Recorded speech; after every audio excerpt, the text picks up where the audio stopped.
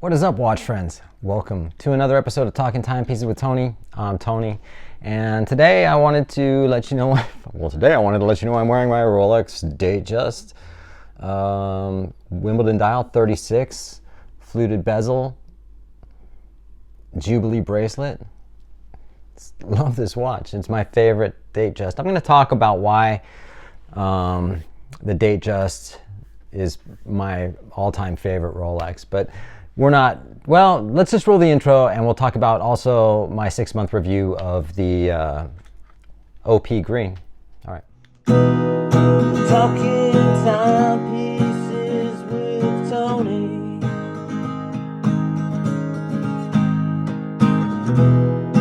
Talking timepieces with Tony. All right. So first and foremost, I wanted to do my 6-month review of my Rolex OP Green 36 millimeter.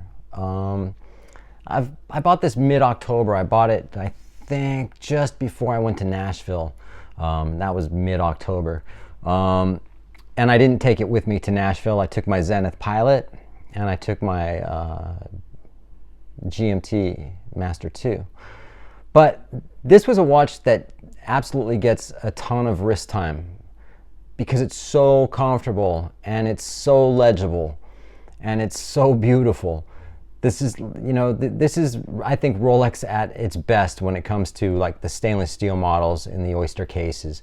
So like I say, I've had this for just a little over 6 months, closer to 7 at this point. One thing I love about not only this dial being super clean, it's obviously 36 millimeters, and essentially when I bought this, I was wearing the 41 millimeters, and I had a 39 OP as well, which was perfect size as well. But I was a little hesitant to go back down to 36. They're kind of small, you know what I mean? But it's the classic size, and I thought, the 41s are kind of big, and I wanted to go back. So I was a little bit hesitant. When I bought this, I had the option of getting this one or the 41 in silver, and that's the initial one I wanted. But then I wanted the green one as well. But I had told Juan, my sales rep, I'm like, yeah, I'm thinking about going down to 36. I'll go back to 36 millimeters. That's just the perfect size.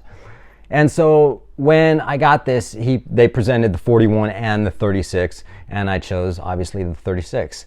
And I am so glad I did, because now wearing a 36 millimeter on my wrist is super comfortable. I don't look at it as too small. For a while, I was kind of looking at it going, oh, it's just small. I don't know if I'm going to really like it. And I'm so glad I did buy the 36. And so now everything I'm buying as far as Datejust and OPs is going to be 36. 41s are just too big. It's weird. I can handle a 41. I mean, even my Cartier Pasha, I wore last week when I went to Bindi to pick up my Zenith. And he's like, I love that watch. It's classic and it looks so good. And I'm like, I know it's 41 though. I just wish it was a little bit smaller. He's like, no, that's just because you're so used to the 36, And I'm like, yeah, maybe you're right.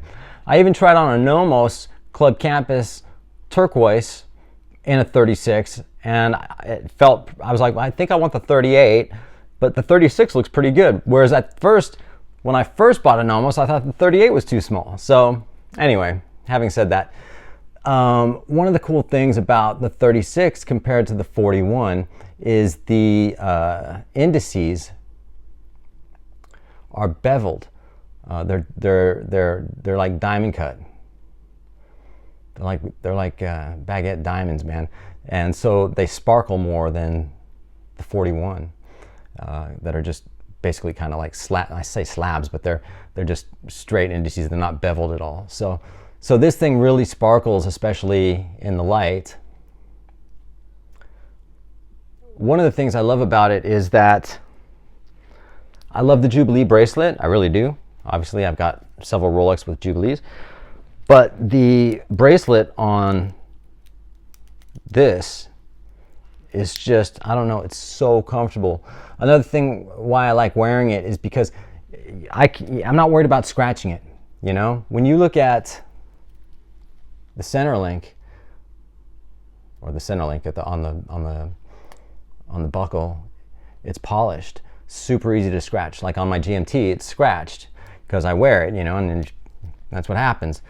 So this one's not scratched at all, but So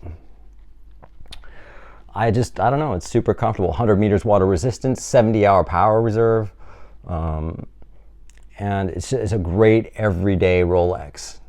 I really love it. And one of the things why I like the Datejust so much is when I was younger, you know, and I'm a huge tennis fan, so, you know, and Rolex first, I think my real first memories of Rolex were like when I was watching Wimbledon, you know, back John McEnroe versus Bjorn Borg, you know, those classic tournaments.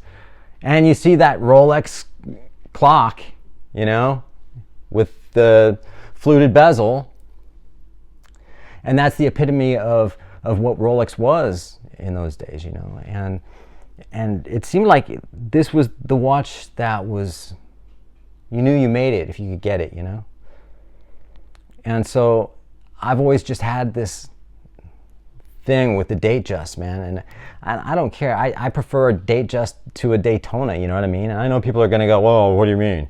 You know, don't get me wrong, I love the Daytona, but just because that's the most sought after doesn't mean everyone wants to go for that watch. I love it, I want one, but at the same time, I'm still very happy with my Datejust.